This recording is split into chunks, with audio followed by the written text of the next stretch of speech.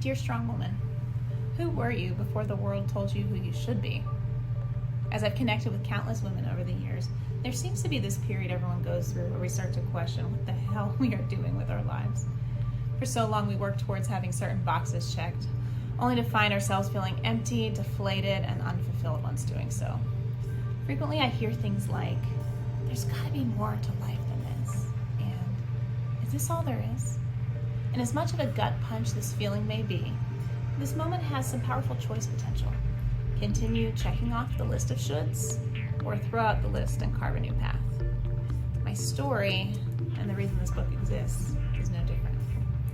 The women in my family weren't dealt the best hands in life. Collectively, they've had to navigate everything from absent and abusive husbands to severe health issues, all while working full-time jobs and raising gaggles of children.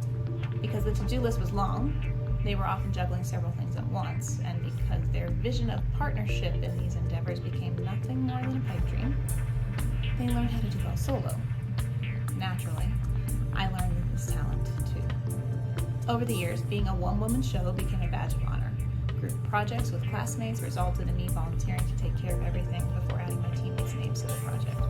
For tasks at work, I would hoard assignments rather than delegate them because I knew someone else would take twice as long to do a half-assed job that I would have to redo anyway. While this type of behavior initially brought me a sense of pride, the pride I felt in being able to do it all eventually stopped making me happy. Instead, this brand of overdrive made me tired, resentful, and ultimately feel trapped in a life where I was drowning in responsibility because I had trained everyone that I could do it all. But the notion of asking anyone for help was tangled up in this idea that doing so meant I was weak. And I'd be damned if I let anyone believe that was true about me. Then, a tragedy happened in my life.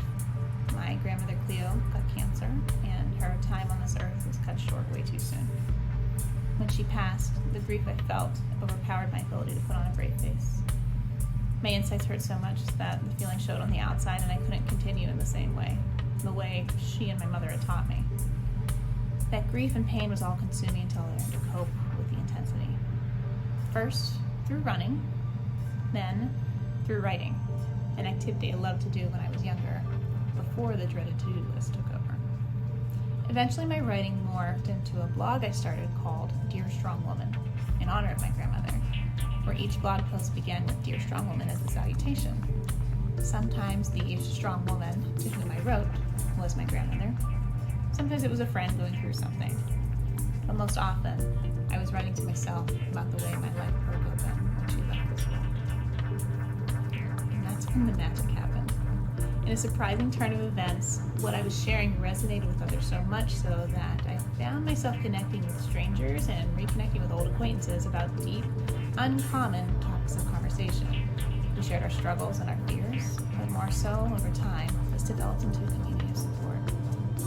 This community became the lifeline I didn't know I needed. As I began to deconstruct my life and put the pieces back together in the way I wanted, connecting with others in this space helped me to stay accountable, to create a new vision for my life, and kept me inspired to forge ahead.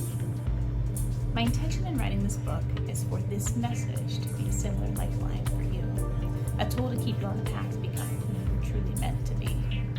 Or perhaps this journey isn't so much about you becoming anything. Maybe this journey is about unbecoming everything that isn't really you, so you can be who you were born to be in the first place.